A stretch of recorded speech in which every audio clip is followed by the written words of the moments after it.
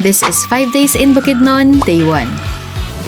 Ang flight namin is 6:30 AM from Manila and ang estimated travel time to Laguindingan Airport is 1 hour and 45 minutes. By the way, nag-book kami ng tour kaya may sumundo na sa amin sa airport papunta sa first stop namin, which is Dahilayan Adventure. From the airport, around 2 hours drive pa papuntang Dahilayan sa Manolo Fortich, pero nagpadaan pa kami sa grocery sa Gaisano para bumili ng food and other needs na dadali namin sa accommodation. After that, nadaanan na namin yung Welcome to Bukidnon Arc, yung Higanting Pineapple and Camp Phillips, pero hindi na kami bumaba and dumiretso na kami sa Adventure Park. Tatlong parts nga pala yung pupuntahan natin, yung Alpine Village, Forest Park, and Adventure Park. First, sa Alpine Village, ang entrance dito is 100 pesos pero damay na doon yung entrance fee ng Adventure Park. Then, nagpunta na kami sa Adventure Park na konting lakad lang yung layo kasi dito na kami mag-start na mga rides. May booth din dito kung saan kayo makakabili ng tickets kasi separate yung payment per ride. By the way, may weight limit yung ibang rides so check nyo muna before buying tickets. Also, around 1 PM na to ay nagsimula ng umambon. Pero yung zipline is rain or shine so tuloy pa rin kahit umuulan na. After ikabit yung helmet and suit, may shuttle na sasakyan papunta sa starting point. Then dito na mag-start yung longest dual zipline in Asia na 840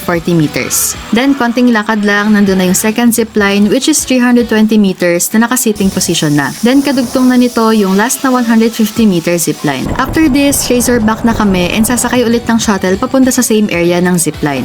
After nito, supposed to be mag-ATV kami sa Forest Park pero dahil bumuhos na yung sobrang lakas na ulan, tinigil na nila yung operations ng ATV. Yung isa sa amin tumuloy pa rin sa Forest Lodge kasi operational pa din kahit umuulan. So nagbayad kami ng entrance fee sa Forest Park na 150 pesos. Then pagkahatid namin sa kanya sa Forest Lodge, nag-intay na kami sa Jessie's Diner. At this point, basang-basa na kami ng ulan pero buti na lang may dala kaming raincoat. I highly advise magdala kayo ng raincoat kasi umuulan daw talaga sa hapon sa Dahilayan and nasa around 100 pesos yung mga binibentang raincoat doon. Also, start early para mas marami kayong activities na magawa habang hindi pa umuulan. Dito na kami kumain ng late lunch and early dinner kasi after nito, bumalik na kami sa kotse and bumiyahe papuntang accommodation namin which is sa Impasugo na 1 hour mahigit yung driving. This concludes our day 1 and comment down below kung may mga questions kayo sa video na to and sa tour na in-avail namin para masagot sa separate video. Follow me for more adventures and enjoy! Buyers!